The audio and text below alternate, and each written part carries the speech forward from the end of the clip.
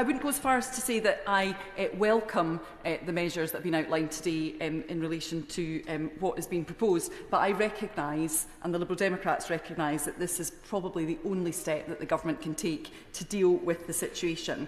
And that means that we are looking to relieve pressure on prisons against that backdrop of concern that the prison population is rising beyond the operational capacity of the prison estate. And indeed, the prison population at July 2024 in England and Wales was measured as 87,453 compared to an operational capacity of 88,864. And as other members have already highlighted, reoffending rates remain high, with 75% of ex-inmates reoffending within 9 months of release and 39.3% within the first 12 months. And it's estimated that reoffending costs our society more than £18 billion a year.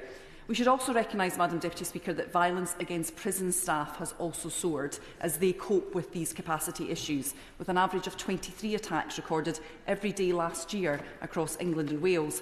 And those issues with staff recruitment and retention have persisted, with English prisons running red regimes due to falling below minimum staffing levels at least 22 times in 2023.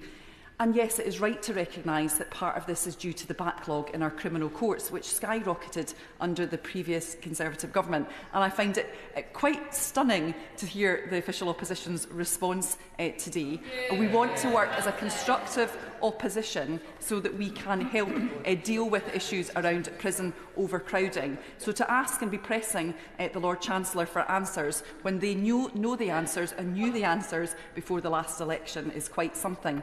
Remand populations have risen by 84% to a record high of over 16,000 people as of March 2024, and they account for almost 20% of the total prison population. And it's quite clear, Madam Deputy Speaker, that we need action to that.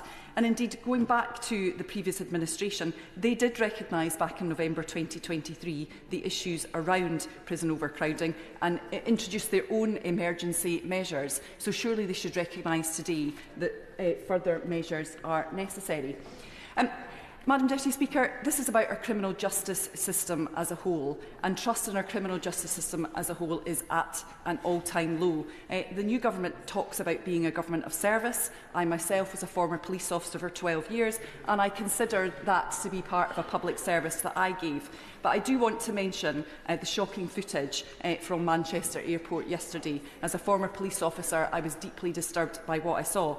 But I also want to share my concern and thoughts with the families of the 2 police officers and the members of the public who were seriously injured in a car accident on the M8 yesterday outside Glasgow. The issues facing the Lord Chancellor are not limited to England and Wales. Indeed, the Scottish Human Rights Commission has today published a report criticising the Scottish Government's glacial pace of change in tackling overcrowding, suicides and mental health provisions in our prisons. And only last month, the Scottish Government were making similar decisions to the Government today in relation to releasing prisoners earlier. And although, like this government, there are exceptions to that overall approach, I absolutely understand the concerns of victims in seeing the early release of those who offended against them, and that is something that we must continue to recognise.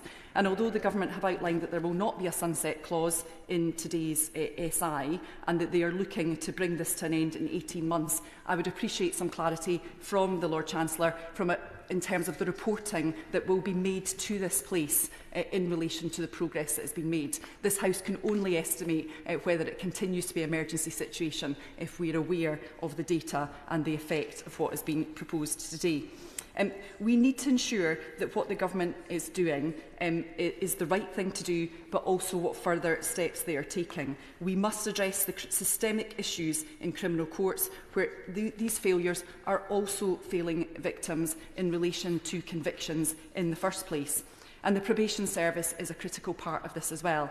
And I do want to add that I watched the maiden speech, Madam Deputy Speaker, in the other place of the new Minister for Prisons, Parole and Probation, and I was encouraged by what I heard. The Liberal Democrats are clear that cutting reoffending must be at the heart of the government's plans to end the prison crisis.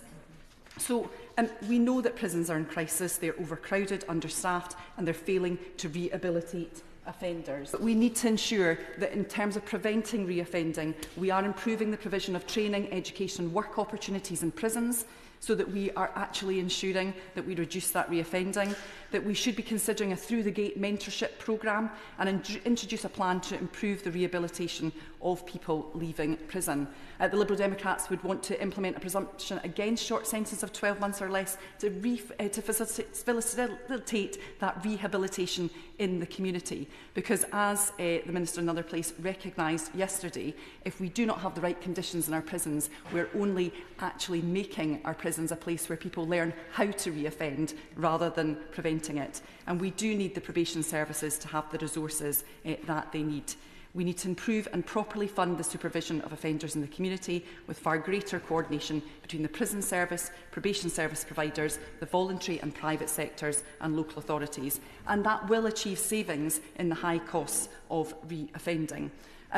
The Liberal Democrats today, Madam Deputy Speaker, recognise that this is the only option that the new government can take. As I say, I would not go far enough to say that I support what has been proposed today, but I recognise on behalf of my party that it is the only option left to the government at this time. Thank you.